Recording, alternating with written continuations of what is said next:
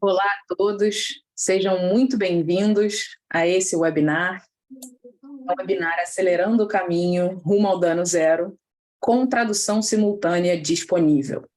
Então, se você quiser ouvir esse webinar em outra língua, é só clicar em tradução simultânea, tradução simultânea or simultaneous translation.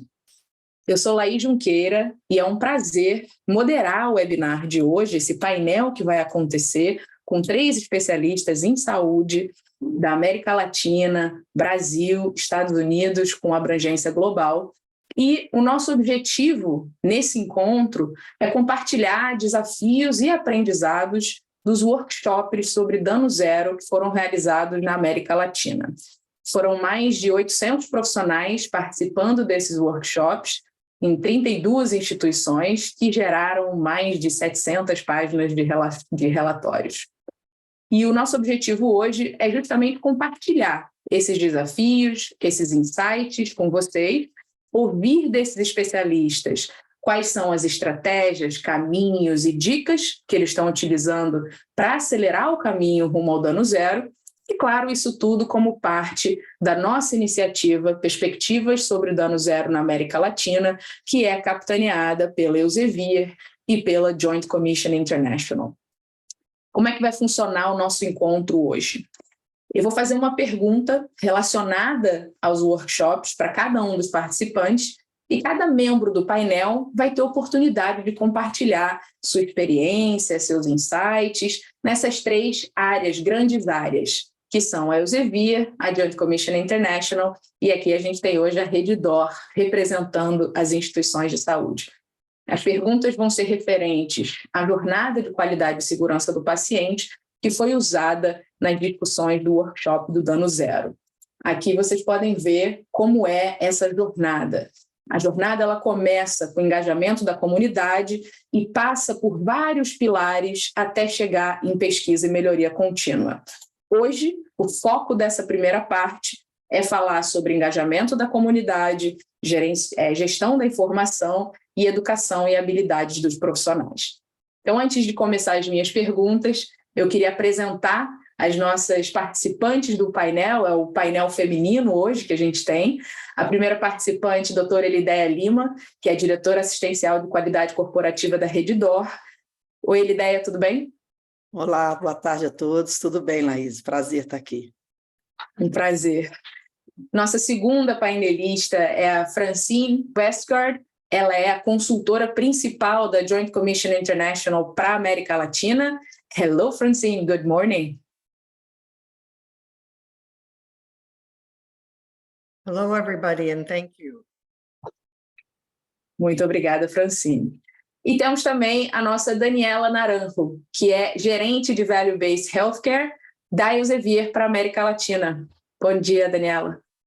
Buenos días, Laís. Buenos días a todos. Muito bom. Então, eu vou começar com as perguntas.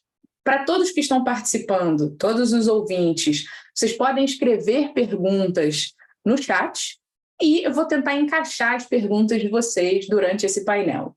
A ideia é que seja uma conversa, então, como qualquer conversa, eu já vou parar de compartilhar a tela para que a gente possa se olhar enquanto a gente conversa, e a ideia é que cada participante, cada painelista dê a sua opinião nessas 3 perspectivas diferentes.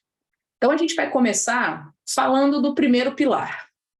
O primeiro pilar é o pilar de engajamento da comunidade e alfabetização em saúde, que é o trabalho que é feito antes que o paciente entre no hospital, né? As iniciativas para a comunidade, de educação de comunidade e afins. E durante esses workshops todos, os insights que foram levantados, teve um insight muito importante, que foi o da ausência de iniciativas robustas e também a prevalência de abordagens que são lideradas pelo marketing, no envolvimento da comunidade e também nos esforços de alfabetização em saúde, com foco no dano zero. Então, considerando esse contexto e esse desafio, como cada uma de vocês imagina o papel da sua organização como uma empresa de informações e análise de dados, Daniela, uma empresa de acreditação e consultoria, Francine, e uma rede robusta de saúde, Elideia, para transformar esse cenário coletivamente?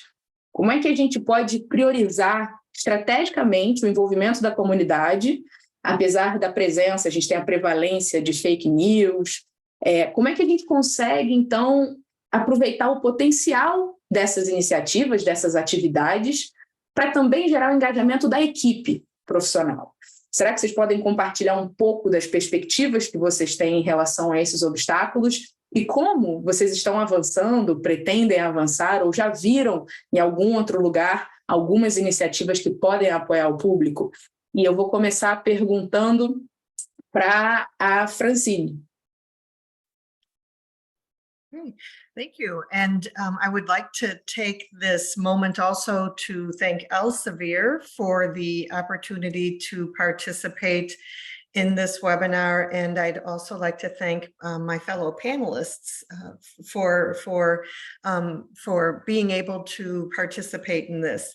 The first question is really interesting because there are ways in which we can work with the media to make it a healthy relationship.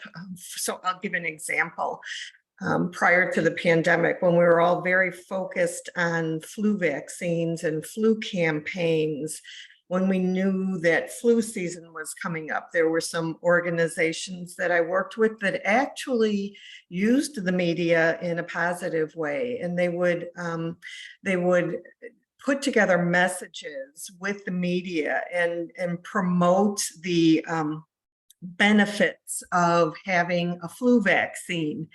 And the whole purpose of that campaign was to really accelerate the vaccines and minimize the impact of the flu the flu during that upcoming flu season. And that did work in several locations. It was kind of interesting because one organization came back the following year and said, well, we did all that work and then there really wasn't a flu season. We're like, that's great. Congratulations, your strategy worked. So using the media as your friend and building a relationship is really important with them.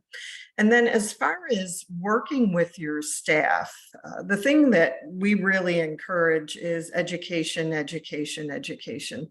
The more information that you provide to your staff, the better informed they are. And when you have a well-informed staff, That means that they have the tools and the training, the knowledge, and they're well equipped to provide that information to the patients. And so the patients can make well-informed decisions in their healthcare. They become part of the team, part of the decision-making process. The other thing to keep in mind that Joint Commission International is quite known for when it comes to looking at the way things are set up in an organization is show me. You know, many of you have been through a Joint Commission International survey, and when the surveyors are performing their tracers or performing their analysis and the staff provide them with information, they'll say, well, show me the policy for this, or show me the evidence of this, and where are your references for this? So it's, you know, it's a very methodical approach, relying heavily on reliable evidence-based information. So thank you. Excelente, Francine.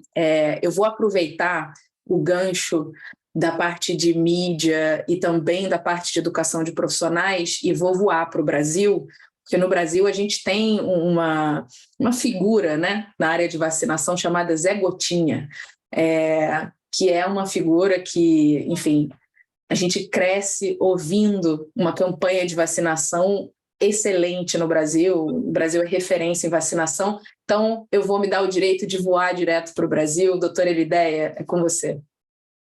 Obrigada, Laís. Eu também preciso agradecer ao Sevilla.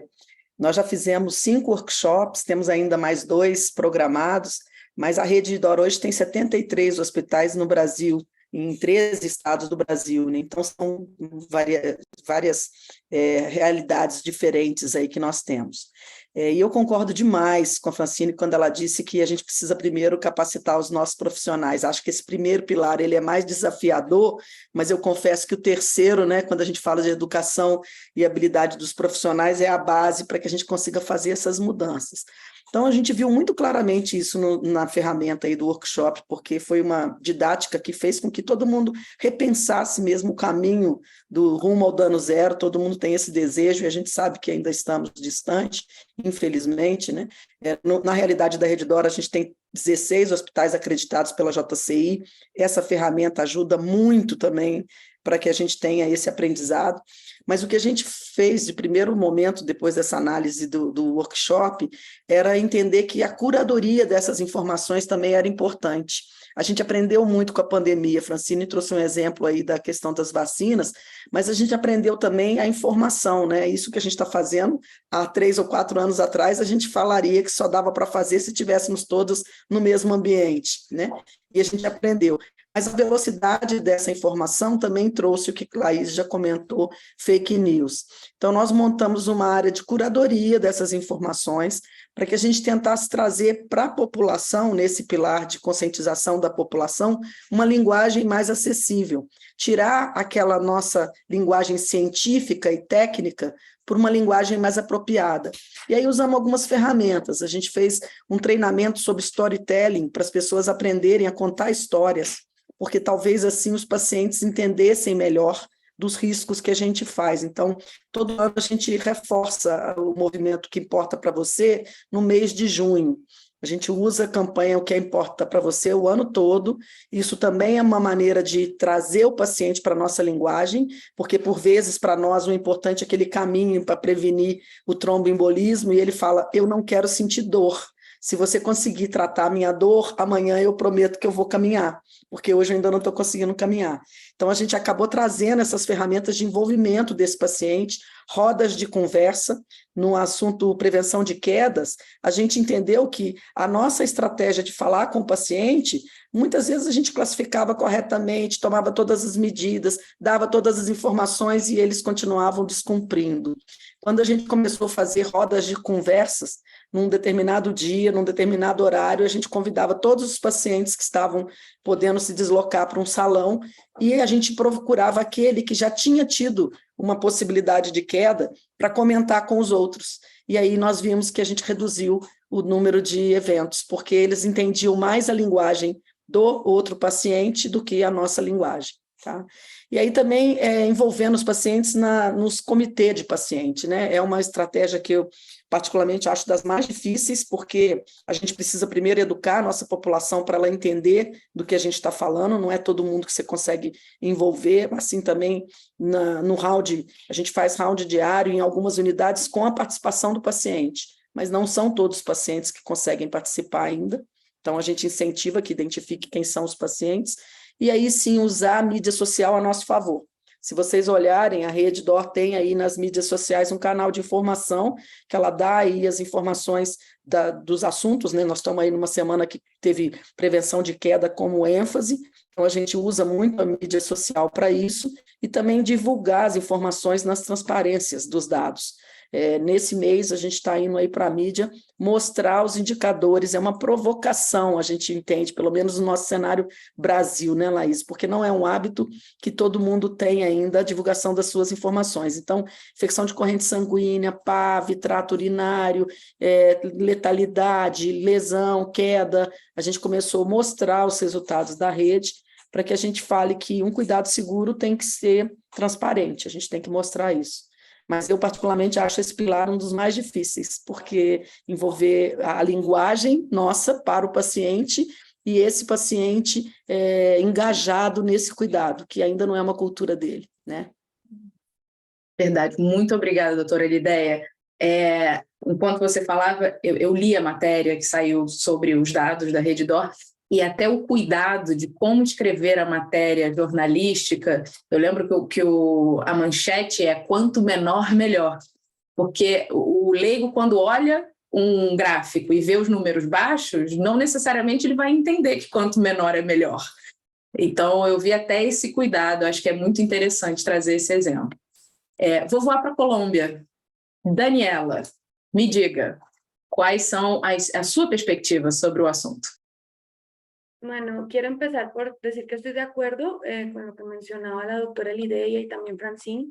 Este es uno de los pilares más retadores, sobre todo porque el papel de las instituciones de salud tradicionalmente no ha sido llegar a la comunidad, sino que la comunidad llegue a ella. Y yo creo que de ahí parte un punto que es bien complejo para todos los prestadores de salud y para todas las instituciones de salud, y es cambiar un poco esa mentalidad y empezar a llegar a la comunidad, independientemente de si la comunidad está hospitalizada y está internada en institución.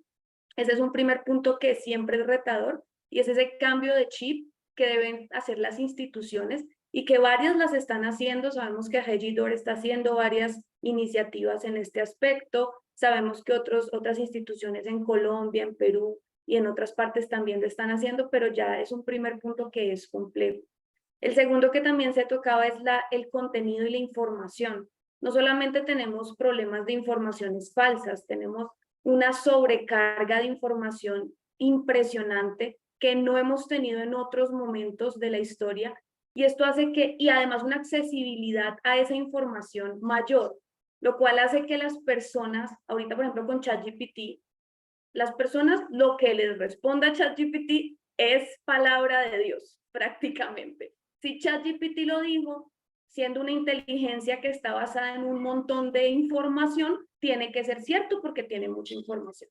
Entonces empezamos también a luchar en cómo empoderar al paciente para poder discernir e identificar qué información es valiosa y cuál no lo es.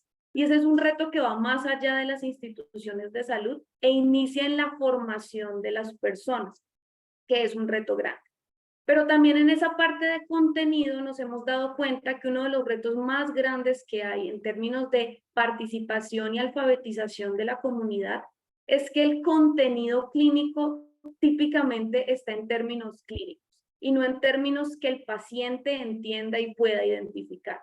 Entonces, desde el Sevier, que siendo una compañía que se dedica precisamente a generar información basada en evidencia, uno de los esfuerzos grandes que estamos haciendo es expandir los tipos de contenido que tenemos nosotros para incorporar contenido que sea fácil de entender para el paciente. Ya no solamente para el clínico que apoya a ese paciente, sino también para el paciente. Por último, quería también resaltar que hemos visto que muchas de las iniciativas, como lo mencionaba por ejemplo Francine, van enfocadas en campañas que quedan en un momento del tiempo y que después no se replican. Y creo que eso también es una cosa que tenemos que trabajar mejor, porque si yo solamente realizo mi campaña de alfabetización de un único canal y siento que ya cumplí con mi deber de alfabetización, pues realmente me estoy quedando corto. En estas iniciativas, una de las cosas que estamos realizando en el CEBIER es proyectos en donde no solamente se lleva contenido o una campaña puntual a la población final, sino que se hacen procesos de capacitación y de empoderamiento de personas de la comunidad para seguir replicando esa alfabetización. Tenemos un proyecto que se realizó en Camboya, de hecho, en donde buscando mejorar la mortalidad infantil en una comunidad de Camboya, se hizo una capacitación junto a un equipo de enfermeros de las mamás que estaban dentro de esa comunidad, que tenían niños, para explicarles qué era desnutrición, cuáles eran los signos y síntomas de desnutrición y cómo se debía alimentar de forma correcta a un niño. Y el propósito de esto no era que el CEBIER llevara una capacitación o un equipo clínico llevara una única capacitación a la población, sino que quedaran personas empoderadas en esa comunidad para garantizar que estas capacitaciones y este conocimiento se replique dentro de la comunidad. Y uno de los resultados muy bonitos de esta experiencia fue que de las mamás que participaron, porque fueron más o menos 15, 13 de esas 15 mamás pasaron de darle una comida a sus hijos por día, o 2 máximo, a darle 3 comidas al día a sus hijos, porque ellas no sabían que un niño debería comer mínimo 3 veces al día, no tenían esa información, y al no tener la información, las decisiones que toman no van a ser informadas y no van a ser aceptadas. Entonces creo que esos son algunos de los elementos que hemos detectado dentro de los talleres y dentro del trabajo que hacemos con las instituciones de salud y que esperamos poder apoyar y colaborar más desde la perspectiva de el CEBIER como generador de contenido. Muito obrigada, Daniela. Antes de passar para a próxima pergunta, eu vou fazer um resumo do que a gente falou agora no painel, com as principais dicas e experiências que foram compartilhadas. O envolvimento da mídia. É possível usar a mídia a favor das campanhas, por exemplo, com mídias sociais, com esforços de transparência de dados, com campanhas específicas para vacinação e outras campanhas. Importantíssimo que a gente tenha educação dos profissionais, porque são os profissionais que vão levar essa educação para os pacientes e para a comunidade. Então, alguns exemplos que foram citados foram rodas de conversa, treinamentos específicos de contação de história, né, de storytelling, e também comitês, né, o envolvimento dos pacientes em comitês. Muito importante é chegar na comunidade, embora essa não seja a diretriz principal da maior parte dos hospitais, mas é importante que a gente comece a mudar um pouco esse pensamento. E, claro, muito importante que o conteúdo, né, que é compartilhado, ele seja adequado, com nível adequado, comunicação adequada, enfrentando os desafios que a gente tem de sobrecarga de informação, por exemplo, conseguindo empoderar o paciente justamente para que a gente possa fazer com que a informação chegue até o público e que seja ouvida e compreendida pelo público.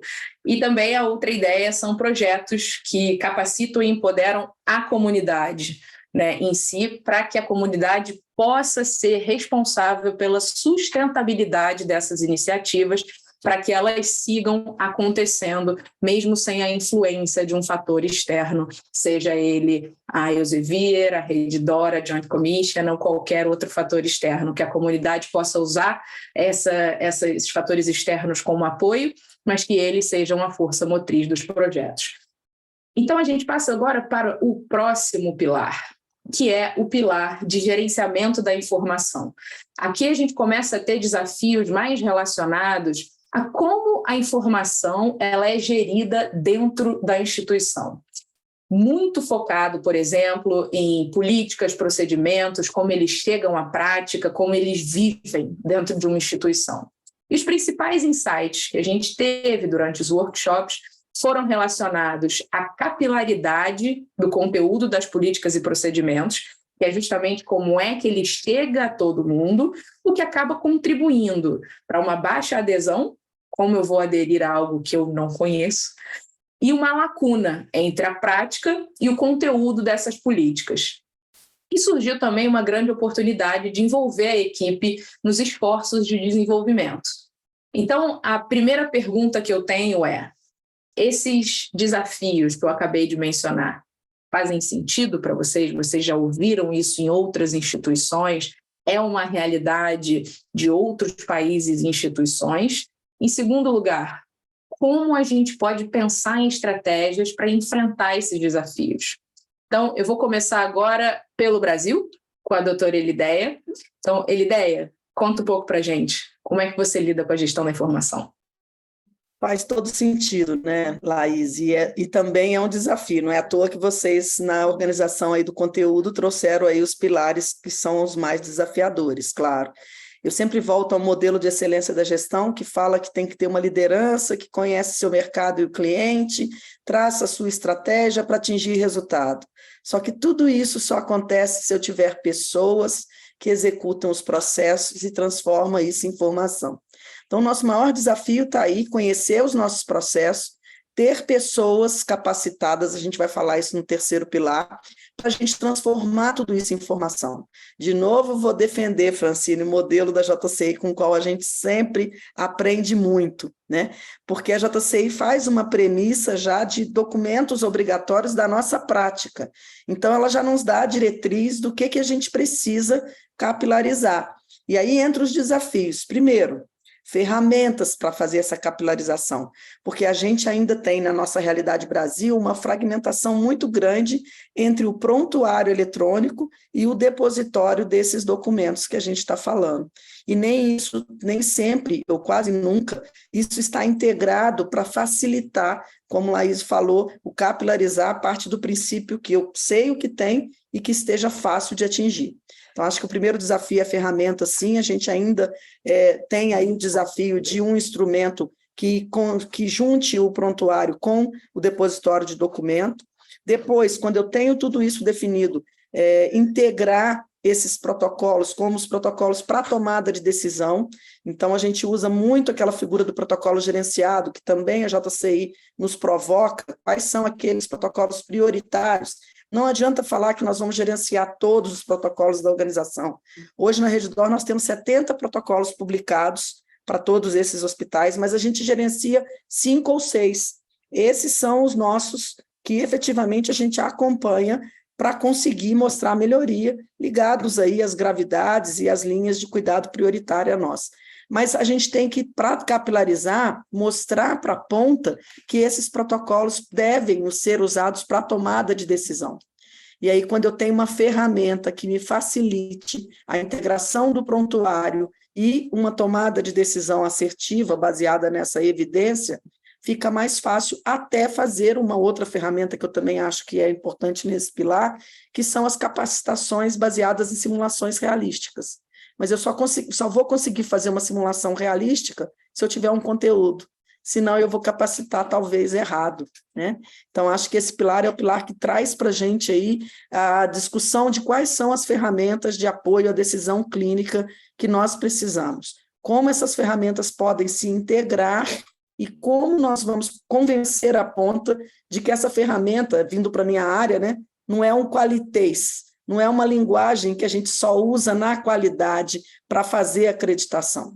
A JCI, o ano passado, soltou um documento que eu achei muito interessante, falando da casa da qualidade, onde o telhado é a acreditação, mas a base é a estrutura, processo e resultado. E dentro dessa estrutura, processo e resultado, eu tenho que ter o meu perfil epidemiológico, o que eu preciso gerenciar de protocolos. Tá? Então, no final, gente, está tudo junto, né? A gente só tem que entender que isso faz parte, por isso eu gosto de novo da maneira como vocês trabalharam aí nos workshops que nós tivemos a oportunidade de fazer, porque ele separa em pilares coisas que a gente vê no dia a dia que é tudo junto, mas é só para organizar o nosso modelo mental e entender que a gente pode trabalhar em cada uma das áreas para, no final, todas elas contribuírem para reduzir o dano zero aí, para reduzir os danos, né? Chegar a dano zero. Perfeito, muito obrigada, doutora Lideia. Daniela, deixo com você o microfone. De acuerdo con la doctora Lideia, muchas veces se piensa en la gestión de la información en las políticas y procedimientos como algo del área de calidad que está aparte del área clínica y de los procesos clínicos. Al final es lo mismo y el propósito es precisamente impactar esos procesos. ¿Qué hemos notado nosotros en las interacciones que hemos tenido con los hospitales y con los clientes que actualmente tenemos? Que uno de los retos principales es que el personal que realmente tiene que ejecutar ese procedimiento o esa política no fue involucrado en la generación de la política. Esa es una de las cosas que hemos visto que es uno de los retos principales. Y el segundo es que no hay una colaboración interdisciplinar real en la generación del protocolo. Entonces, muchas veces el médico genera un protocolo para la condición en donde la participación de las otras disciplinas es el 70% y lo pasa para una verificación final. Muchas veces las enfermeras y las otras disciplinas no están empoderadas para decirle al doctor, qué pena doctor, pero esto no es cierto y así no se hace. Y entonces termina habiendo un protocolo que no es realmente implementable y practicable por el equipo. Lo que estamos haciendo en el Sevier para tratar de trabajar y pues apoyar un poco en este pilar es llevar soluciones de contenido que puedan operativizar esos procedimientos dentro del flujo de trabajo de los profesionales clínicos. Entonces, en vez de pensar solamente en tener un PDF, un documento muy bien estructurado, donde está toda esa información del procedimiento, de los procesos que hay que realizar, ver cómo esta información de una forma estructurada se puede llevar precisamente esos flujos de historia clínica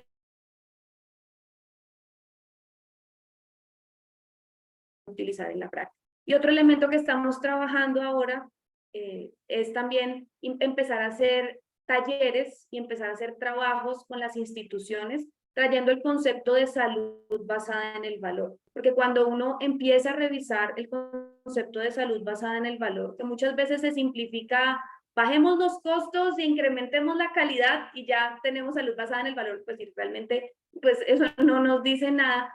Cuando uno empieza a revisar el paso a paso de implementación de un proyecto de salud basada en el valor, empieza a revisar la importancia de, desde el primer momento, tener un equipo empoderado y empezar a empoderar un equipo interdisciplinar en donde todo el mundo respete realmente el aporte que la otra persona está realizando al proceso. Y empezar a revisar también qué actividades se hacen en la realidad que aportan al paciente y qué actividades no están aportando nada al paciente y deberíamos replanteárnoslas y ver cómo podemos mejorarlas. Y empezar a paso y punto por punto y elemento por elemento a evaluar de una forma consciente y real qué está aportando y qué no está aportando en esos procesos. Es un proceso largo, es un proceso difícil porque yo no lo puedo hacer para todo. No me alcanzaría el tiempo y no me alcanzaría además el personal y los recursos para poder evaluar todos los procesos de una forma tan concienzuda y tan detallada. Entonces hay que empezar a buscar equilibrios donde tengamos una serie de procedimientos de base y empezar en prioridades a evaluar y a replantearnos las actividades que se están realizando en la práctica en pos de mejorar la atención del paciente. Eso sería lo que nosotros estamos haciendo. Muchas gracias, muito obrigada, Dani. Nós agora vamos para a Francine. I am so excited about this question because I'm a policy geek, so I just have to share that from the very beginning.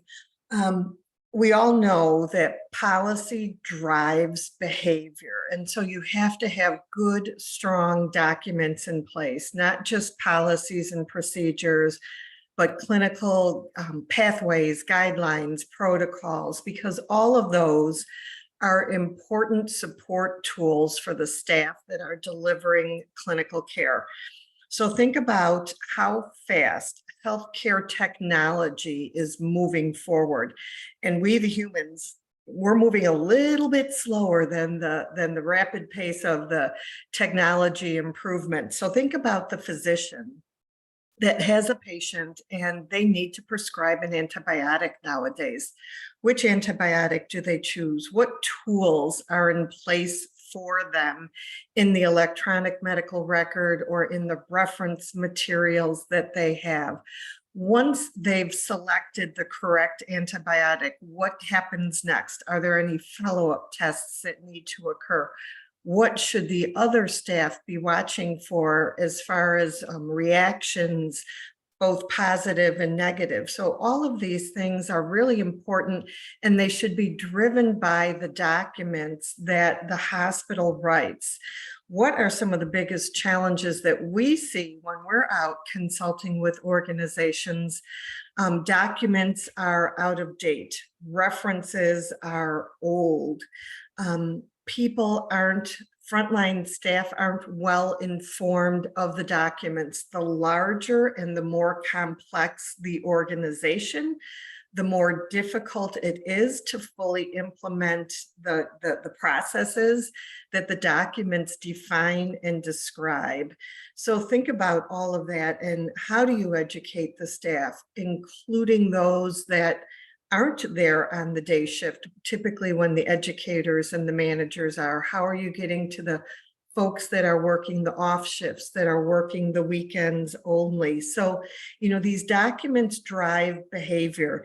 And what I'd like to do before I close is share a really interesting thing that we learned at the Joint Commission. So the Joint Commission that accredits hospitals in the United States. Last year, they did a retrospective review of the hospitals that they surveyed in the United States and found that 60% of the findings and the observations during the survey were based not on the standards, but on the hospital's staff non-compliance with their own policies and procedures. So think about that. It's not the standards that are causing the scores during survey, but it's the non-compliance with the documents.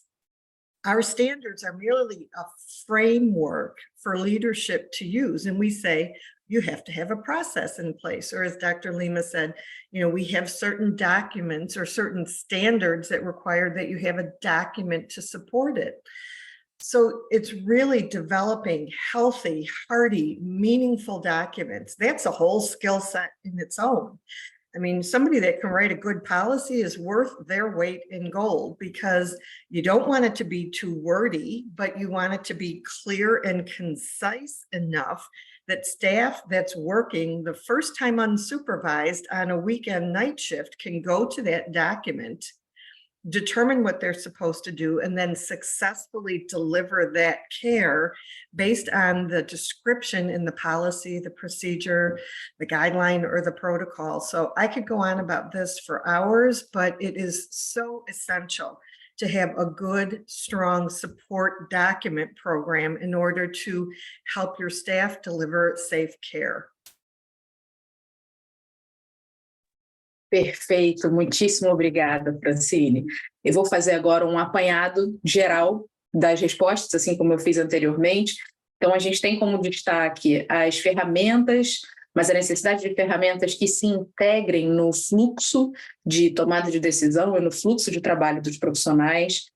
A necessidade também de capacitações com simulação realística, mas para que a gente possa fazer essas capacitações com simulação realística, a gente precisa ter um conteúdo. E esse conteúdo, ele não pode ser um qualitês, ou ele não pode ser apenas para a qualidade. Ele precisa ser um conteúdo que seja claro e que seja uma forma de apoiar a tomada de decisão desses profissionais. A gente também entendeu que muitas vezes os profissionais não são envolvidos na criação dessas políticas, e a falta dessa colaboração interdisciplinar e multidisciplinar acaba por gerar um documento que não é útil no final das contas, porque ele não pode ser aplicado por toda a equipe multidisciplinar. A gente também falou de novo sobre a solução de conteúdos que se integram ao prontuário eletrônico, E Daniela mencionou algumas sessões sobre saúde baseada em valor, e como durante essas sessões fica muito claro que, enquanto são esclarecidos os passos de um projeto de saúde baseado em valor, fica claro a importância dessa integração da equipe multidisciplinar, que eu já mencionei, e também do entendimento das atividades que agregam valor ao paciente e o que não agrega valor ao paciente. E aí vem também toda a parte das políticas e dos procedimentos. A gente também falou sobre como a política ela impulsiona o comportamento, e aí, quando falo de política, são documentos, diretrizes, protocolos, os pathways, e como o ser humano não tem a mesma velocidade que a tecnologia. Então, quando a gente pensa no fluxo das atividades e dos pontos de tomada de decisão, o objetivo do documento é justamente servir como um guia, como um apoio para isso. E o que é visto normalmente, internacionalmente, são políticas que são antigas, que nem sempre as referências estão mais atualizadas e alguns profissionais não têm conhecimento dessas políticas. Aliás, a Francine mencionou um estudo da JCI, que foi publicado há pouco tempo, uma revisão retrospectiva de hospitais acreditados, e 60% dos achados, esses são hospitais acreditados nos Estados Unidos, 60% dos achados eram baseados em não conformidade dos profissionais com as próprias políticas do hospital, as políticas e os procedimentos, e não com os padrões. Então, a gente termina entendendo, né, como grupo aqui, a importância de um programa que ele seja quase que holístico, né, que ele cubra várias áreas do conhecimento e que ele cubra desde a importância do desenvolvimento da política, que é multiprofissional, até ferramentas e estratégias que façam com que esse conteúdo chegue aos profissionais. E agora a gente vai para o próximo pilar, que é o pilar relacionado à educação e habilidades dos profissionais, que já foi levantado aqui nos primeiros 2 pilares. Eu acho que essa é uma das características dessa jornada, é que ela, na verdade, existe uma separação, mas ela é toda interligada, né? Um pilar não funciona sem o outro. E esse pilar aborda a educação e habilidades dos profissionais. A gente teve nos achados dos workshops que aconteceram na América Latina toda, umas lacunas muito importantes na parte de educação dos novos profissionais e uma importância da promoção dessa cultura de aprendizado contínuo, né? O desafio também de tempo, porque assim como o ser humano não acompanha a velocidade da tecnologia, velocidade de tempo também cada vez está ficando mais difícil ter tempo de fazer qualquer coisa. E os treinamentos entram nessa seara também. E a necessidade de fonte confiável de conteúdo. A gente já falou um pouco de conteúdo baseado em evidências, e na parte de educação isso vem ainda mais forte. A gente também, um dos insights foi a importância de metodologias, porque a gente tem públicos diferentes dentro do mesmo hospital. Pensa num residente e naquele cirurgião mais consagrado que está operando no hospital há 50 anos. São públicos totalmente diferentes. E como medir a eficácia, então, desse treinamento e como a gente envolve o corpo clínico externo, né? Então, são uma série de desafios e fica aqui a pergunta de como a gente pode navegar esses desafios e promover essa cultura de aprendizado contínuo para que a gente acelere o caminho para o dano zero. Eu vou começar com você, Daniela. Bueno, la educación de los profesionales y la educación continua es un reto. También nos lo encontramos en los talleres y en las conversaciones que tenemos por varios aspectos. Uno de ellos es la gran cantidad de rotación de personal que hay actualmente en las instituciones, que hace que sea muy difícil mantener la curva de aprendizaje en un nivel alto para todo el personal. Y nos hemos dado cuenta que este es un reto que además con la pandemia se agudizó incluso más, la rotación de personal y las habilidades con las que llega el personal al hospital después de graduarse. En esta parte hay 2 elementos muy importantes que también hemos identificado, y uno es también la valoración que se realiza del personal al momento en que ingresa y la valoración continua que se realiza de ese personal para garantizar que mantenga las habilidades que se requieren para practicar. Esto realmente es una brecha que encontramos en todos los países. En todos los países nos dicen, la verdad, no, las habilidades de los nuevos profesionales no son las mejores.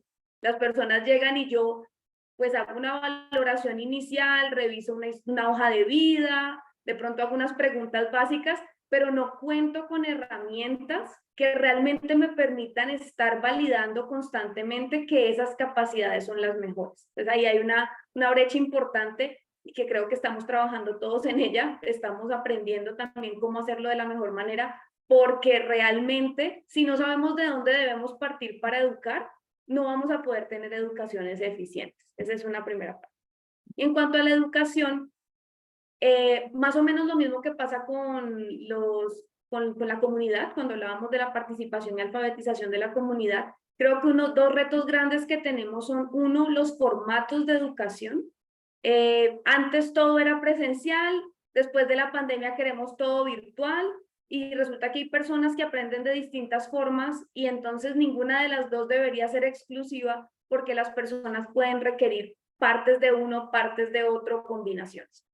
Y adicional a eso, el lenguaje y el porqué de esas educaciones es también muy importante.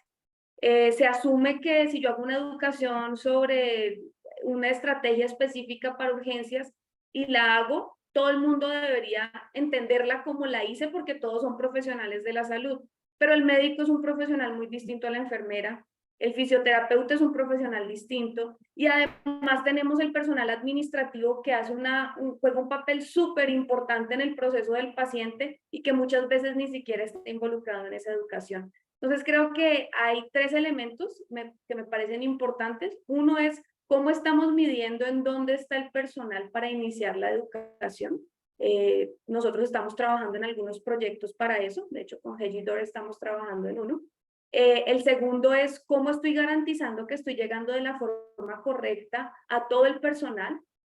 Qué canales estoy poniendo, cómo estoy validando, así como valido, porque es una de las recomendaciones también de Joint Commission, así como valido las necesidades de educación de mi paciente, cómo estoy validando las necesidades de educación de mi profesional para garantizar que lo que le estoy enseñando le está llegando, y además cómo estoy garantizando que estoy dirigiendo las capacitaciones de la forma correcta para los distintos perfiles que tengo dentro de mi institución.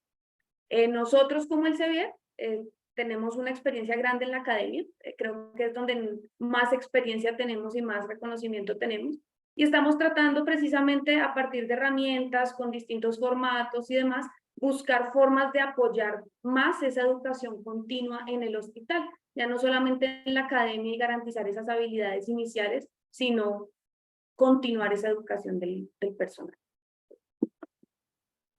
Excelente, muito obrigada, Daniela. Vou para Chicago com a Francine. Thank you. So this is a really interesting subject, and we tend to focus a lot of our education efforts on the nursing staff. In most hospitals, the nursing staff is approximately 70 to 80% of the workforce that touches the patients. So we do needs assessments for their educational needs. We've modified, I've worked with several organizations that have modified the orientation process based on the different ways that different nurses learn, particularly now that we're more well attuned into different learning challenges that generations didn't acknowledge in the past. So we're doing a fairly good job with nurses. What I want to really focus on, though, is something that Daniela brought up that's really important. There are, in many countries, there are certain service lines that do have high turnover, for example, housekeeping. And so, they come in and they have sometimes minimal education and we train them, and then there's high turnover. The other thing to keep in mind about some of your support services in the hospital, housekeeping, the folks that work in the kitchen, security, we build a lot of our training tools into online modules now. And the support staff that I'm talking about don't necessarily have routine access to a computer where they could do the online training and complete those modules independently. So organizations are, again, getting creative, and they're performing these training sessions in group activities where the supervisor is in the front of the group and they're going through the training, and everybody is collectively responding to the questions in that way. So, there are many, many different challenges when we talk about different departments within the organization. Joint Commission International recognizes this. And so there are some chapters that say, all right, you have to do some annual training. Infection control. So think about, what are some of the biggest challenges in infection control? It's different for nursing than it is for the housekeeping staff. And boy, does the housekeeping staff have a really big impact on healthcare associated infections. So we have to make sure that they're getting the appropriate training, and it's focused for them. And if we need to repeat it 1 or 2 years in a row until everybody really understands it the way that we want them to, then we repeat it. The other chapter that requires annual training is facilities management. So think about fire safety.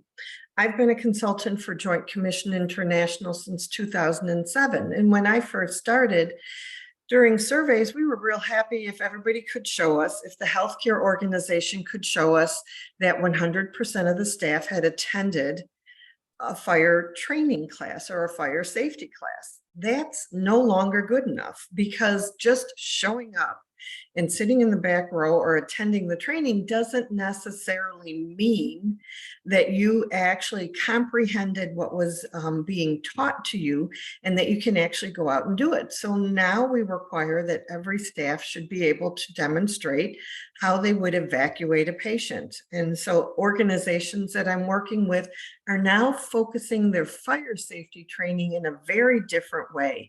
They're using extinguisher training and teaching staff how to actually use the extinguishers, because teaching them to pull or teaching them to repeat pull, aim, squeeze, and sweep doesn't necessarily mean that they can do that in the panic of a real fire, or if they, need to evacuate a patient in a dire situation. So our training and our supervision and our competencies and our skills evolve along with what we need to make sure our staff should know and be able to do. So thank you for the opportunity to answer that question. Muito obrigada, Francine. Elideia, é com você. Eu acho excelente, assim, a gente pensar na história do treinamento desde a formação, né? Acho que tanto Francine quanto Daniela provocaram isso. Na nossa prática, e eu estou falando um pouco da Rede D'Or, a gente não só colocou na grade da faculdade que a gente já tem de enfermagem e de psicologia a matéria de segurança do paciente, entendendo que a formação é importante, como também a gente faz com os acadêmicos de equipe multiprofissional que a rede tem e com os residentes, encontros periódicos onde o assunto qualidade e segurança é trazido, exatamente para, na formação, ele já entender a importância desse documento, dessa política, desse protocolo, não como uma coisa distante, mas como uma ferramenta de apoio, né, à decisão clínica, ao cuidado dele. Então, e aí, com a pandemia também, com essa história da gente aprender à distância, hoje, dentro do modelo da Rede D'Or, o modelo fala que o resultado financeiro é atingido a partir da qualidade técnica que é vista pelos seus clientes como uma qualidade percebida, cliente-paciente, cliente-médico. E tudo isso envolvido pelas pessoas, são mais de 70 profissionais, só os profissionais colaboradores, fora mais de 80 mil médicos que fazem parte aí do grupo, né, dos 73 hospitais no Brasil. Então, a gente começou a trabalhar com trilhas de desenvolvimento. Então, em cada um desse foco, bem o que a Francine colocou ali, a importância de a trilha não é de uma especialidade só, ela é sempre multiprofissional. Então, nós vamos falar uma trilha da qualidade percebida, uma trilha do resultado financeiro, e aí disponibilizando ferramenta de EAD, esse horário durante o horário do trabalho, porque eu acho que foi Francine que ponderou também com relação à carga horária do profissional. Se a gente deixar para ele fazer isso fora do horário do trabalho, nem sempre ele vai fazer. Então, é disponibilizado instrumentos, computadores dentro do horário de trabalho, e eles param de acordo com o cronograma pré-estabelecido, que nós mesmos somos os formadores. Então, ensina 2 vezes, porque ensina o funcionário e ensina a gente, porque para preparar o treinamento, a gente também tem que se qualificar, né? Então, eles separaram, o RH separou aí assuntos por trilhas, e a gente vai fazendo essa formação, e eles vão recebendo certificados e pontuações em todas as áreas, compliance, sustentabilidade, qualidade técnica percebida, como eu disse. E uma outra iniciativa que eu também acho bem interessante que a gente fez para capacitar essa força de trabalho, aquela integração a gente sabe, é importante para todo mundo, mas como já foi dito aqui, é muita informação para pouco tempo, nem sempre eles conseguem apropriar dessa informação, então as trilhas reforçam isso, e dentro do desenvolvimento desses profissionais, alguns deles são selecionados para fazer parte de MBAs, então a gente tem um MBA de executivo, já formando potenciais sucessores para as direções dos hospitais. Também um programa de desenvolvimento dos avaliadores, foi uma iniciativa muito interessante, Laís. A gente tem um grupo pequeno na qualidade, e nós não acreditamos que a qualidade faz, a qualidade motiva, aponta a fazer por meio de uma ferramenta que nós temos que conhecer muito bem. Então, nós começamos a desenvolver profissionais dos escritórios. A gente usa muito. Hoje eu estou aqui em visita híbrida. Eu estou presencial em Brasília, mas eu tenho mais 6 pessoas comigo, 2 estão aqui, 4 estão à distância, e nós fazemos uma visita num hospital. E aí a gente convida alguém de um outro hospital para vir conosco em formação. Então, ele passa 3 momentos como trainee, a gente avaliando como está sendo a abordagem dele para aquele hospital, e depois da visita pedindo uma informação de como eles viram aquele hospital, para a gente entender se ele está entendendo o que nós estamos procurando, e ao final de 7 visitas bem avaliado, ele passa a fazer parte do nosso time. Isso fez com que a gente aumentasse, ele continua trabalhando no hospital. 1 vez por mês, 2 dias, ele vem conosco fazer parte de uma visita técnica. Tá? E a gente aumentou a mão de obra e aumentou a qualificação desse profissional da ponta, porque fez sentido. Eu falo que não só cobrar, mas também saber fazer, porque esse é outro problema que nós não falamos aqui, mas a liderança, à medida que a gente vai chegando em cargos de liderança, a gente começa a cobrar muito as políticas, os protocolos, a aplicação da prática, e muitas vezes a gente não sabe mais fazer. Então, é interessante também você colocar a pessoa na posição de saber fazer. Tá? Eu espero que eu tenha contribuído, também agradeço muito aí a oportunidade de participar das respostas. Muitíssimo obrigada, doutora Irideia. Eu, como moderadora, estou adorando essa discussão. Poderia ficar aqui durante mais 3 horas conversando com vocês, porque eu acho que a gente tem conteúdo para mais 3 horas. Já sabia disso quando a gente teve a nossa conversa inicial, mas, infelizmente, essa falta do tempo, né, que a gente abordou aqui, também acaba caindo sobre nós. Então, eu vou fazer aqui um resumo rápido. A gente falou agora sobre falta de avaliação na pré-admissão e também essa avaliação contínua da educação profissional, a necessidade de formatos diferentes de educação, seja ela online, offline, toda a experiência da pandemia e como é que a gente chega aos profissionais, não só médicos e enfermeiros, mas também todo o corpo profissional de dentro do hospital, porque muitos deles têm contatos com pacientes e nem sempre a tecnologia está disponível como está disponível para outros profissionais. Então, a gente tem exemplos aqui de instituições que estão ficando mais criativas, fazendo atividades em grupo, para poder compartilhar essa educação. A necessidade de medição, para que a gente consiga entender se o treinamento está sendo eficaz e efetivo, também validar as necessidades dos profissionais, assim como a gente valida as necessidades educacionais dos nossos pacientes.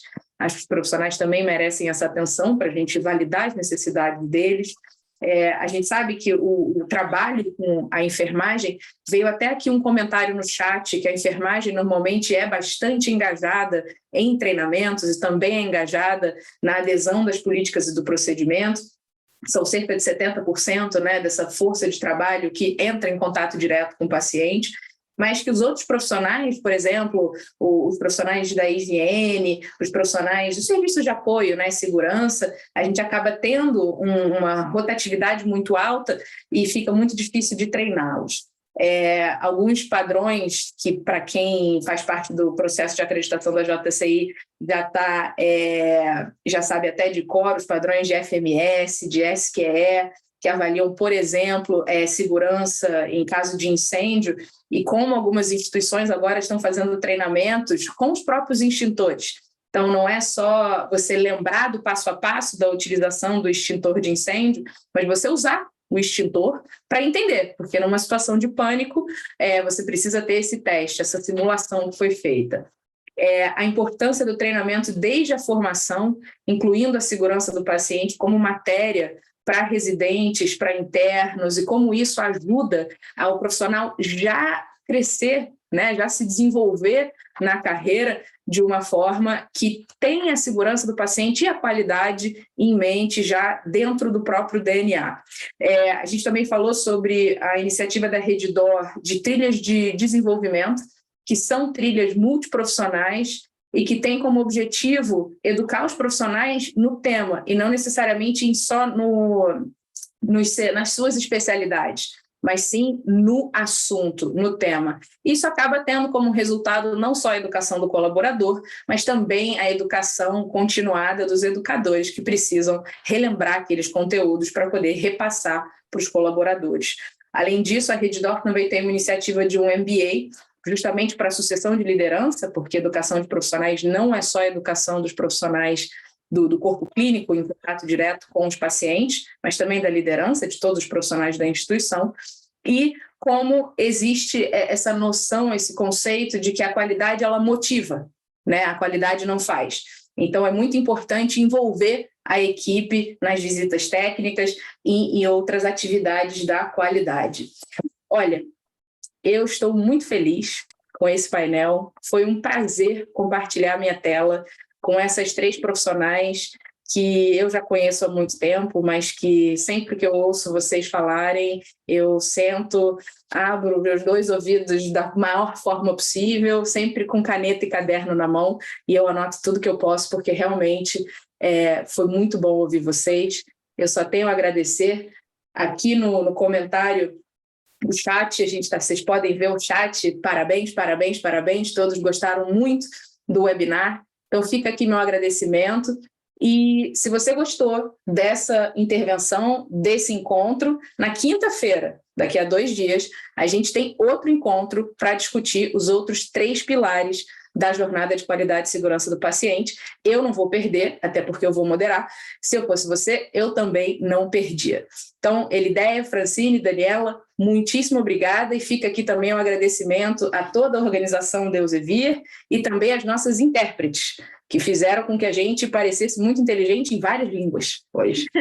Obrigada. Gracias. Obrigada. Thank you, everyone. Um abraço para todos.